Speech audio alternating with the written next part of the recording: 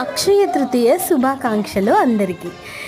ఈరోజు దానం చేస్తే చాలా మంచిదని విన్నాను కాబట్టి నేను శనగలు, పెసర్లు, ఇంకా పెసరపప్పు ఇవన్నీ నానబెట్టేశాను. ఒక 10 అవర్స్ నానబెట్టి అందులో బెల్లం కలిపేసి ఇంటికి దగ్గరలో ఉన్న పొంగనూరు ఆవులకి దానగా వేద్దామని వచ్చామన్నమాట. అవి చాలా క్యూట్గా చిన్న చిన్న సైజులో చాలా బాగున్నాయి పొంగనూరు ఆవులు. సో అవి బాగా తిన్నాయి అనమాట. ఇవి బ్రదర్ సిస్టర్ అనమాట. ఎప్పుడు కూడా అవి ఫ్యామిలీతో ఉంటాయి. సో అవి బ్రదర్ సిస్టర్. సో ఇంక రెండు కొట్లాడుకుంటూ బాగా తిన్నాయి అనమాట.